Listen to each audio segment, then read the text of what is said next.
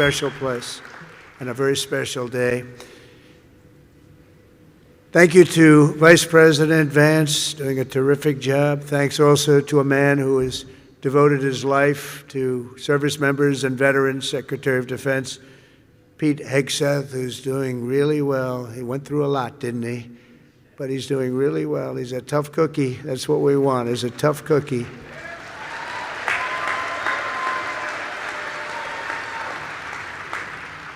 And we're grateful to be joined as well by Chairman Kane, terrific military person, members of the Cabinet, members of Congress, members of the United States Armed Forces, veterans, and many other distinguished guests. We gather today to honor the incredible service members who rest in glory in this cemetery and burial grounds around the world and in 1,000 lonely places known only to God. In every hour of peril, in every moment of crisis, American warriors have left behind the blessings of home and family to answer their nation's call. They've offered all that they had within them and given their last breaths to each and every one of us that we might live safe and breathe free. This morning we pay tribute to their immortal deeds. We share in the sorrow of their beloved families, and as one nation we give thanks for the ultimate gift they have so selflessly given to all of us. These warriors, and that's what they are, as great, great warriors, picked up their mantle of duty and service, knowing that to live for others meant always that they might die for others. They knew that. They asked nothing for it. They gave everything, and we owe them everything and much, much more. Each of the service members who have made the supreme sacrifice for our nation has also left an unfillable void and an unbreakable silence in the lives of all who love them. For the families of the fallen, you feel the absence of your heroes every day in the family. These are great families. These are wonderful families. In the familiar laugh no longer heard, the empty space at Sunday dinner, or the want of a hug or a pat on the back that will never come again.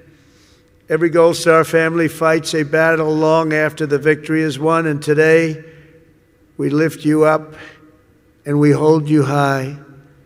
Thank you, thank you, thank you for giving America the brightest light in your lives. It's what you've done. We will never, ever forget our fallen heroes, and we will never forget our debt to you. This Memorial Day is especially significant as we commemorate 250 years since the first American patriots fell on the field of battle. 2.5 centuries ago at Lexington Green, Concord Bridge, Bunker Hill, brave Minutemen and humble farm boys became the first to give their lives for a nation that did not yet have a name.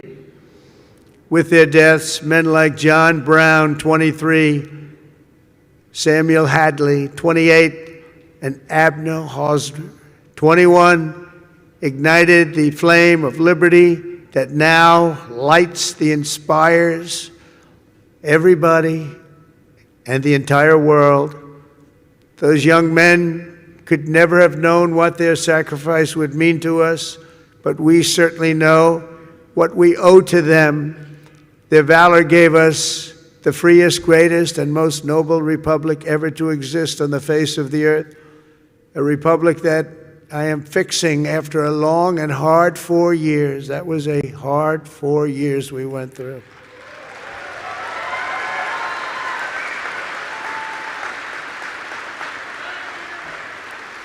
Who would let that happen? People pouring through our borders unchecked, people doing things that are indescribable and not for today to discuss.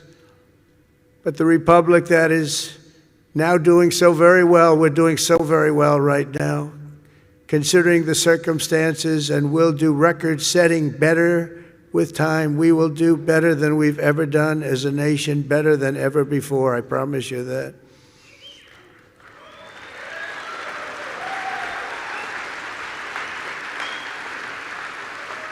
In every generation since, at Trenton and Yorktown, at Vicksburg and Shiloh, and in faraway places with names like Chateau Terrari, Anzio, Iwo Jima, Quezon, Kandahar, really just a few chosen names, and these are names that have become so important on the altar of freedom.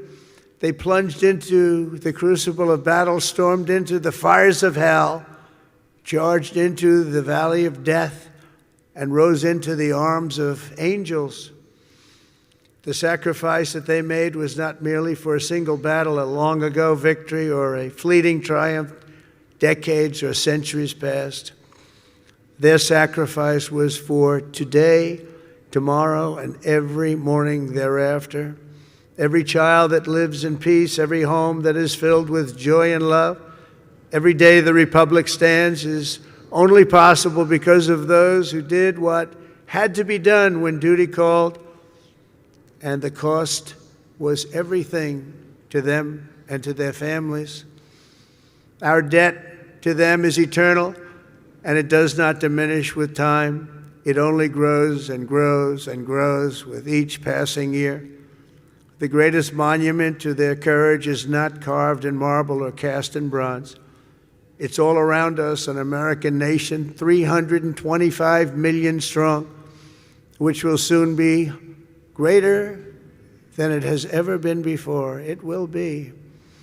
And so today we uphold the memory of our heroes as people have done since ancient times by telling their stories and exalting their names. Senior Master Sergeant Elroy Harworth was a young, beautiful man from Earhart, Minnesota, when he enlisted in the Air Force and was sent to Vietnam.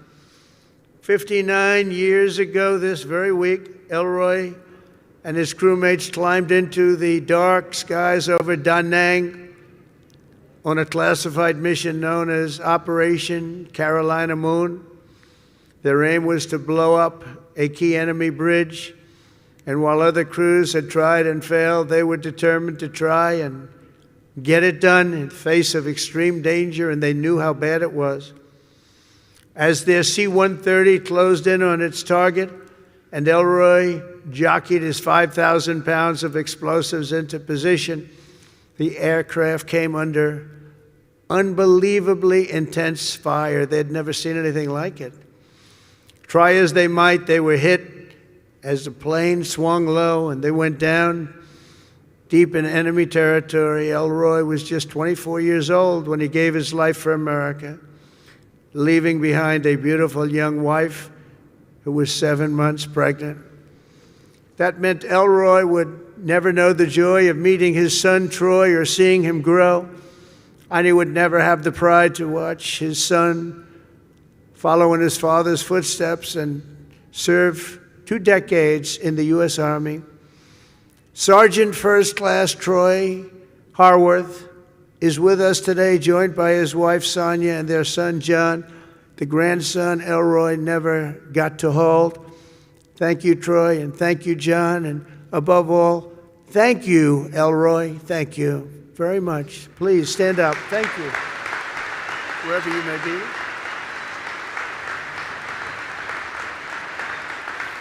Thank you very much. Great family. Corporal Ryan McGee of Fredericksburg, Virginia, knew from the time he saw the towers fall on 9/11 that he wanted to be an Army Ranger. He was an American guy, all American. He was a tough guy. He was the top of everything. In high school, he was captain of the football team and was voted friendliest and most charming by his peers. Ryan joined the Army soon after graduation, and after 3 tours in Afghanistan, he deployed to Iraq. He and his unit were tasked with hunting down a weapon facilitator and a suicide bomber cell near Baghdad, a vicious, vicious cell, killing many, many people. 16 years ago this month, they engaged the enemy in a firefight, and Ryan was mortally wounded. He gave his life at 21 years old, and today he rests until the end of time in the famed Section 60 here at Arlington, where we have buried our honored dead from the War on Terror. We are joined today by Ryan's mom, Sherry. And Sherry, all of America shares in your grief, and more importantly, we share in your pride in your wonderful son. And thank you so much for being here, Sherry. Please, Sherry.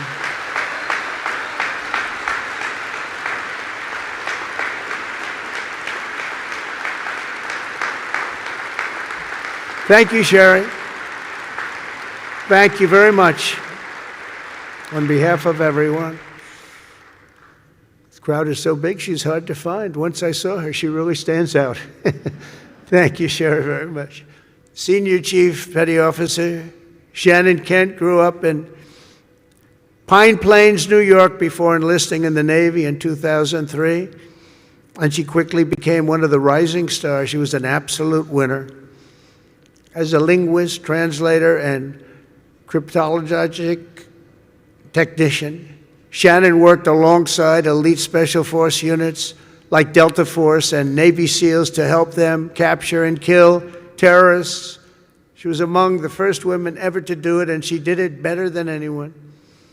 In January 2019, Shannon was on her 5th combat deployment, embedded with a team hunting ISIS terrorists through the streets of Syria, when a suicide bomber detonated his weapon, killing Senior Chief Kent and 3 other wonderful, beautiful Americans. She left behind her husband, Joe, and their 2 sons, 3-year-old Colt and 18-month-old baby Josh. Today, Shannon rests in peace on these grounds alongside her comrades. To her boys, Colt and Josh, who are here this morning, now aged 9 and 7, let me say your mom was a hero, and her love, her strength, and her spirit are always with us and always be with you. She loved her boys. To Joe, the boys, Shannon's parents, Mary and Stephen, and her sister Mariah, Shannon's name will live forever in the chronicles of true American patriots. I just want to thank you, and thank you so much for being here in honor of your magnificent family member. Stories like Shannon's, Ryan's, and Elroy's remind us of the real meaning of the day. And I want to just say, please stand up wherever you may be. The boys, I want to see those boys. Where are you?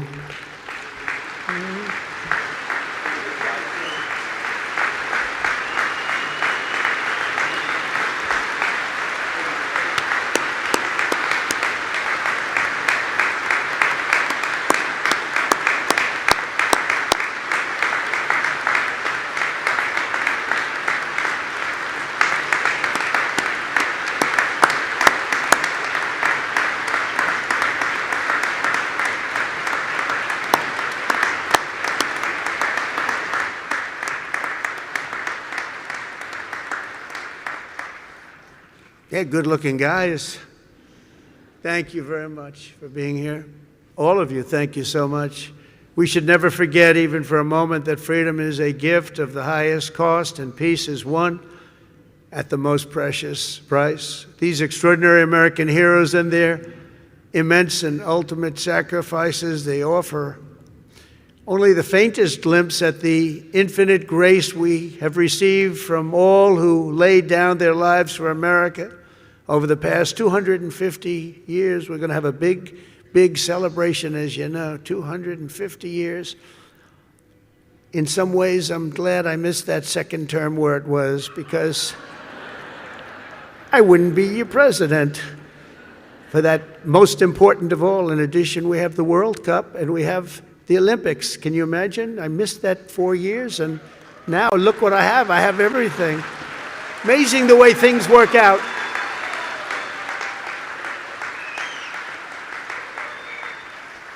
God did that. I believe that too. God did it. You know, I got the World Cup and I got the Olympics. The 250 years was not mine. I'd like to take credit for it. But I got the Olympics, I got the World Cup when I was president. And I said, boy, it's too bad I won't be president then. And look what happened. I turned out, and we're going to have a great time. We're going to have a great celebration. But most important of all is the 250th anniversary. That blows everything away, including the World Cup and including the Olympics, as far as I'm concerned.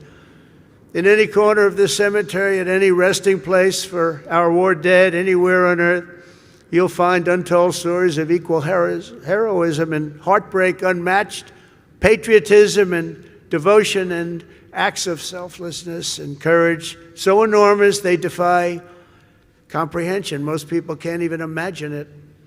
Great poets have written that it's love which moves the sun and the stars, but here on the sacred soil, right where we are, we're reminded that it's love which moves the course of history and moves it always toward freedom, always. From Bunker Hill to Bastogne to Cantigny to Coral Sea, from Gettysburg to Guadalcanal and Concord to Kabul, America's best and America's bravest have fought, bled, and died so that we could pick up the torch of liberty, raise it high, high, high, and carry it onward to places they could never have dreamed of before. Today we honor their memory. We remember their gallantry. We just revere, in the highest sense, we just revere their incredible legacy. We salute them in their eternal and everlasting glory, and we continue our relentless pursuit of America's destiny as we make our nation stronger, prouder, freer, and greater than ever before. May God bless our fallen heroes. May God bless our Gold Star families. And may God bless the United States of America. Thank you very much, everybody. Great honor. Thank you.